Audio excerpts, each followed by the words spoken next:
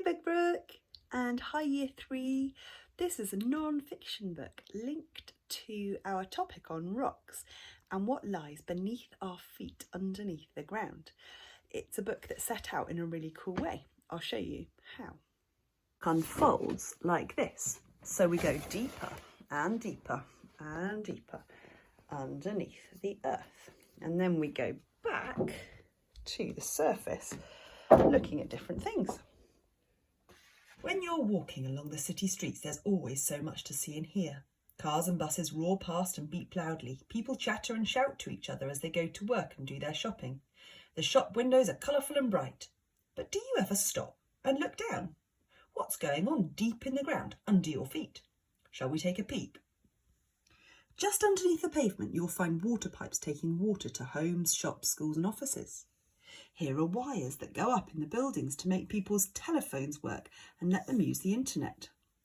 Other cables carry electricity so everyone can watch TV, boil the kettle and turn on the lights. When it rains, water flows through gutters in the street. It gushes down into the storm drains below, where it's carried to nearby rivers. It's not all cables and pipes underground. There are living things here too. Earthworms burrow their way through the soil, loosening it up so water and air can flow through it. Earthworms are expert recyclers, eating dead plants in the soil.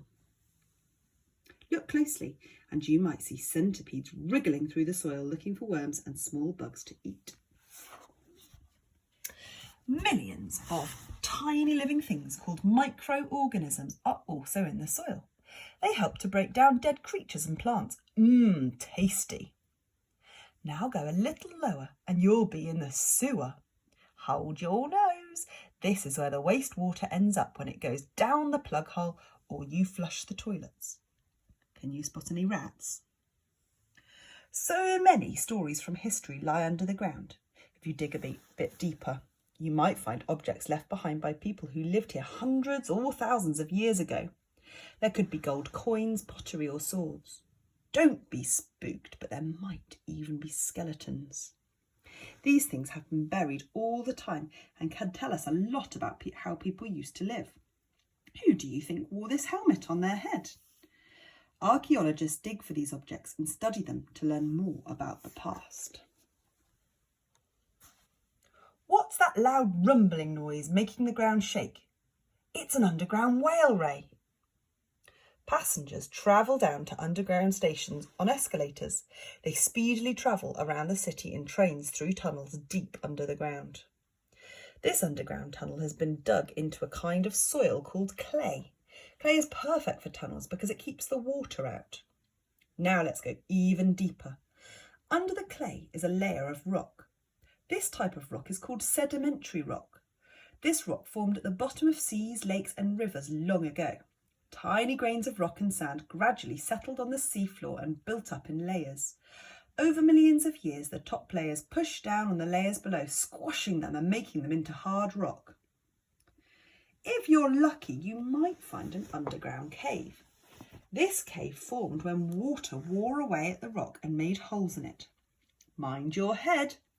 There are stalactites hanging down from the roof of this limestone cave. Psst, limestone is a type of sedimentary rock that formed in the sea. Spiky stalactites form when water moves down through sedimentary rock.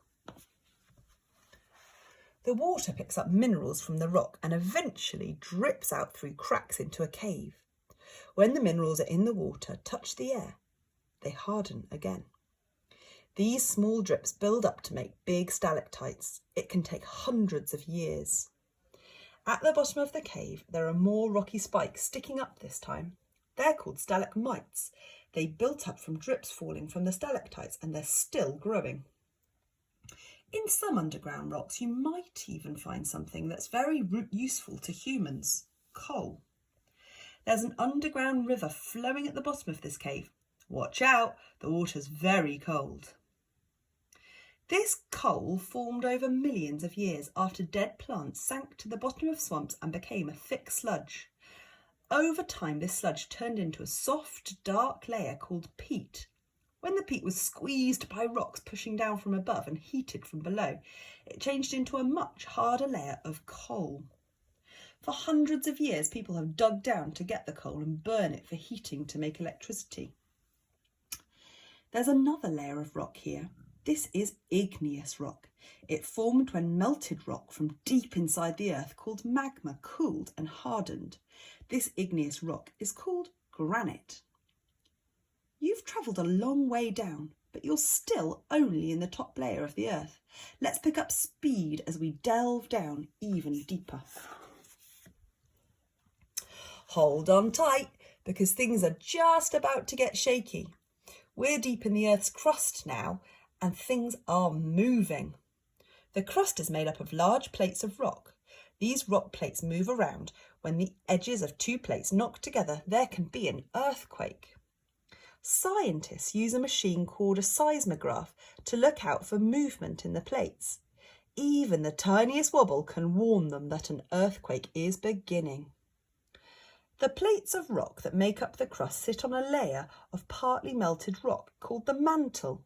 Earth's crust is about 35 kilometres thick, but the mantle is more than 70 times as thick. Now we're getting closer to the centre of the Earth. Things are hotting up. Below the mantle is a layer called the outer core. It's very hot and completely liquid. The outer core is made up of melted metals, iron and nickel. Right at the centre of the Earth, you'll reach the inner core. If you carry on any further, you'll start coming out the other side. The inner core is the hottest place on the planet, reaching temperatures of 6,000 degrees Celsius. It's solid and mostly made up of iron crystals. Iron crystals in the outer core create Earth's magnetic field. Without this, we wouldn't be able to find our way using a compass. The inner and outer core together are around 7,900 kilometres thick. No one could really travel down so far. The heat and the pressure are too intense. Instead, scientists have worked out what is down here by using their seismograph machines and clever calculations. You've still got a very long way to travel before you get back up to the surface. Let's zoom through the mantle to the crust. Back at the top of the mantle, there's magma on the move. Where there are cracks in the crust above, magma can move upwards. It will burst out as lava erupting from a volcano on the Earth's surface. The rock here at the bottom of the Earth's crust is very hot because it's so close to the mantle. As you travel through the crust, look out for beautiful minerals. What's that sparkling in the rock? It's a diamond. Diamonds are a type of mineral that form deep in the mantle. They form when carbon is heated to a very high temperature by magma and squeezed very hard by heavy rock above it. When the magma moves up towards the Earth's crust, it carries the diamonds with it. Move up a bit higher and you'll hit a new type of rock layer. This is metamorphic rock. Metamorphic rock used to be sedimentary or igneous rock until it was gradually buried so deep down that it became heated by the earth. As the rock heated up, it was also squeezed until it changed. This layer is marble, which started out as sedimentary rock, limestone, before it was heated and squeezed. It will gradually get pushed up to the surface where people use it to build statues, buildings, steps and tabletops. In some places, water travels deep under the ground and settles. It will then work its way up through gaps in the rock and trickle out of the surface as a spring. We're getting closer to the Earth's surface now. Keep an eye out for fossils. Fossils show us which living things existed millions of years ago. When these creatures died, their bones sank into soft mud. Gradually, more and more layers of mud, clay and sand covered the bones and they became surrounded by rock. Over time, the bones became rock-like and turned into fossils. As you move up through the roots, you'll probably come across some underground homes. Many burrowing animals like to dig their homes close to trees. How many animals can you spot in their cosy homes?